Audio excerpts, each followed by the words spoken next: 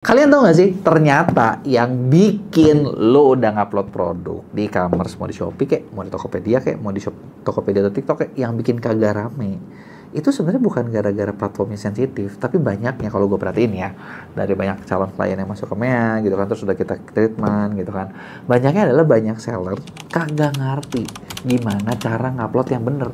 Jadinya harapannya adalah begitu ngupload, produknya rame, penjualan tinggi, lo duduk ongkang-ongkang kaki, orderan banyak. Faktanya, udah lo ngupload, lo tungguin sepi, terus kalian berharap, oke, hari ini masih belum baik, besok bakal baik. Tapi ternyata kagak kejadian-kejadian.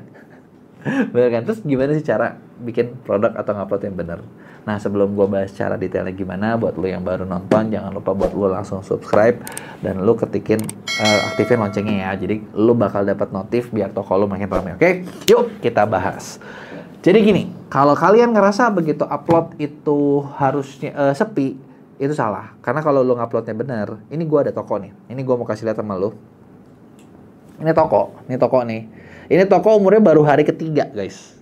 Produknya baru hari ketiga di TikTok Shop. Lu lihat trafficnya sekarang jam setengah 12, 4.200, dapat 1,5 juta, udah dapat 5 order.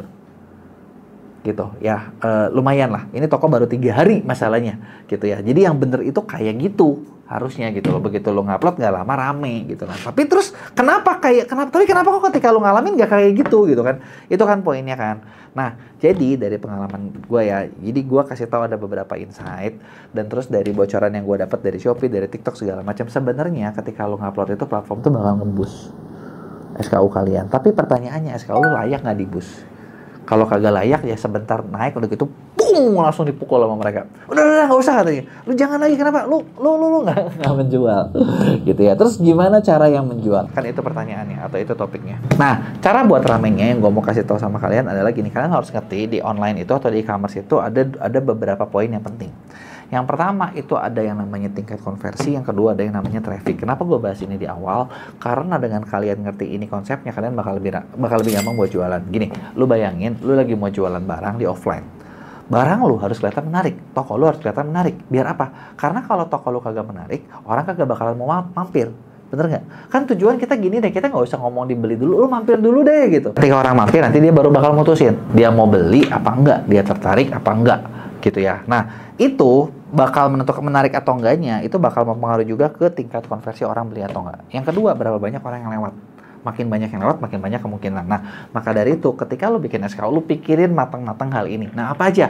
Contoh gini, nah ketika lu buka di Shopee, lu mau tambah produk. Ini gue contohnya di Shopee ya, di TikTok juga mirip-mirip. Pertama, dia tanya, fotonya mana? Foto itu lu masukin 9, ada foto utama, ada 8 foto pendukung. Nah, mayoritas yang gue tahu seller ketika fotonya mana? Bentar, gue lagi jual ini, fotonya gimana ya? Udah, kita nggak ada foto-foto deh. Cepret dari depan, belakang, atas, kiri, kanan. Bagus sih, kelihatan semuanya. Tapi lu nyadar nggak yang di highlight apa? Kagak ada. Kadang tangan kita, kadang nanti di keramiknya kelihatan. Waduh, backgroundnya acak adut gitu kan.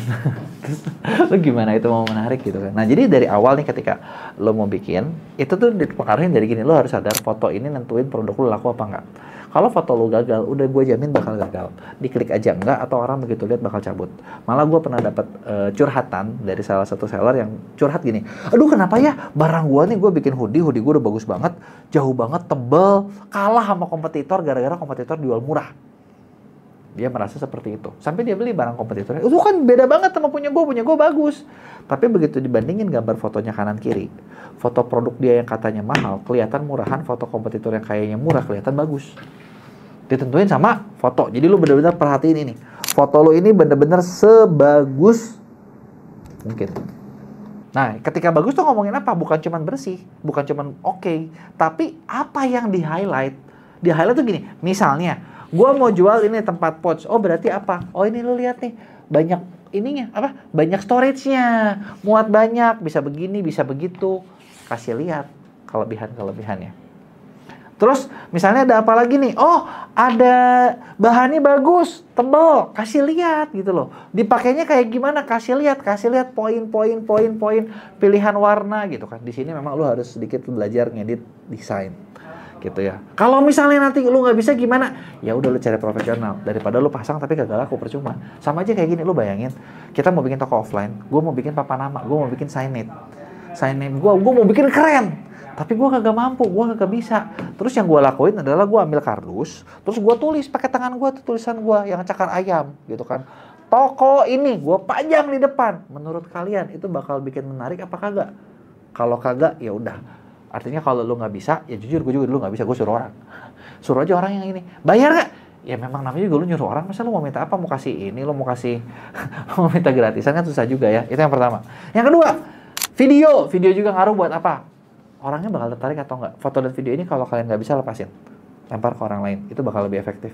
Nah, terus yang berikutnya, nama produk. Nah, nama produk kadang orang juga suka males, langsung bikin aja. Oh, kompetitor gua apa? Malah yang parah ya, gue pernah nemu ada seller, dia bilang gini, gue udah ikutin kompetitor gue yang gede, gue salin persis judulnya karena barangnya sama.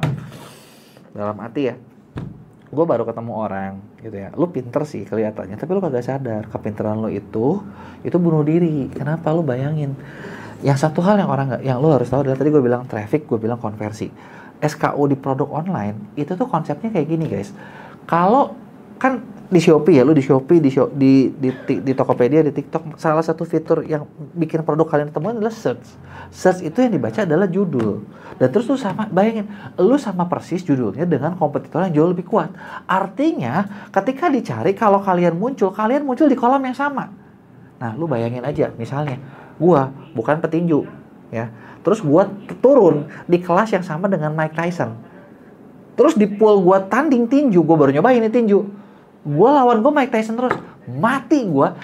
Bener nggak? Nggak mungkin gua menang, bener nggak? Nah, jadi yang bener gimana? Lu lihat, lu bikin dari judul, lu riset dulu. Ngerisetnya gimana? Lu ke sini ya, lu pura-pura mau ngiklan dulu. Nah, kalian buat bikin iklan produk, ya. Terus udah gitu pilih manual, pilih satu produk buat contoh aja. Kayak gini. Nah, terus udah gitu kalian mode biddingnya manual. Di sini tambah kata pencarian. Nah, di sini lu jual apa? Misalnya lu buat celana jeans. Nah, ads celana jeans. Nah, caranya adalah lu salin. Gua tahu nih, ini kerjaan yang males dan kerjaan yang membagongkan gitu ya. Kalian salin celana jeans, misalnya biasa gua pakai Google Sheet, lu boleh pakai, kalian boleh pakai apapun, mau pakai Excel, mau pakai apa, salin. Tapi poin-poinnya adalah gini. Celana jeans ini lu salin. Keywordnya celana jeans. Terus udah gitu kalian salin volumenya berapa. Kayak gini. Gitu kan. Nah, udah gitu rekomendasi harga. Ini sebenarnya rekomendasi harga ini buat tahu persaingannya berat apa ringan. Jadi lu harus tahu gitu, kayak gitu. Gitu. Nah, ini lu salin copy semua. Terus berapa kata kunci yang harus kalian salin? Sebanyak mungkin. Dengan sebanyak mungkin kalian tahu, ibaratnya setiap keyword yang perlu kalian bayangin adalah setiap keyword itu adalah satu pertarungan yang sendiri. Setiap keyword tuh lu gelut sama siapa gitu loh. Betul nggak? Jadi nanti udah kita lihat, nanti kita cari gimana caranya lu gelut, jangan nama Mike Tyson lah gitu ya. Yang agak kecil dikit lah gitu, yang masih masuk akal buat dilawan gitu. Ketika kalian lawannya sama yang gede-gede gitu kan, ya kalian susah menang gitu ya. Nah, capek kan? Ada nggak cara otomatisnya? Ada. Cara otomatisnya adalah kalian pakai tools yang namanya Shop Easy Tools. Gua kasih link downloadnya. Kalian bisa coba pakai beli toolsnya gitu ya. Nah, di sini lu tinggal klik research keyword aja. Bisa pilih spesifik ataupun luas. Kalau spesifik, kalau celana jeans berarti harus ada nama celana jeansnya. Kalau luas, ya itu boleh mirip-mirip lah. Ini gue pilih luas aja ya. Celana jeans. Terus kita masukin datanya mau berapa. Misalnya kita 20 aja deh contohnya. Nah, lu biarin si tools ini muter. Nanti dia yang ngerisetin. Dan setelah itu, tools ini bakal ngasih. Udah selesai nih tuh kan. Gue belum beres.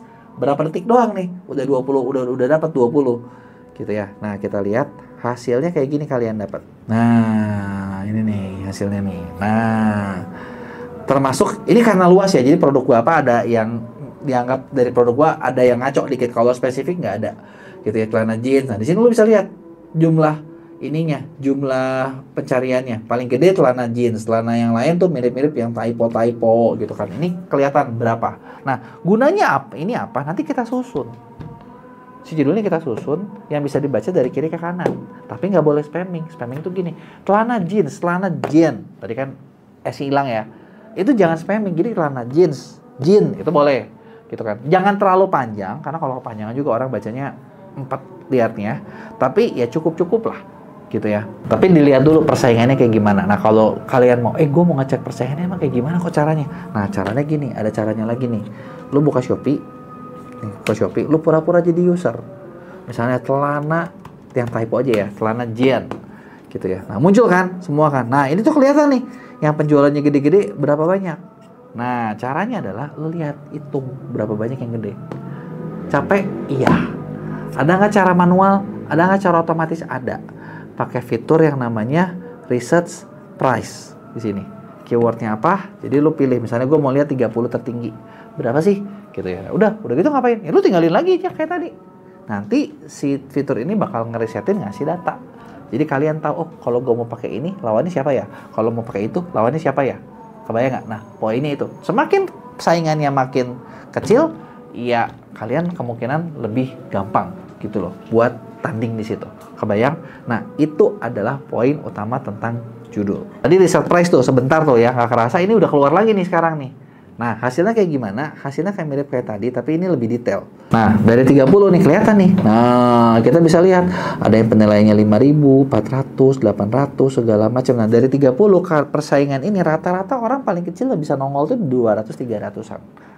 Gitu ya. Jadi, dari sini gue bisa lihat nih kayak, gue bisa nggak ya nongol? Kalau satu kata kunci semuanya udah ribuan semua, gue mendingan gue jauhin. Kalau ada yang 200, 100, kayaknya meskipun ada 1-2, oh, gue punya potensi nih. Gue masih bisa nih main di situ.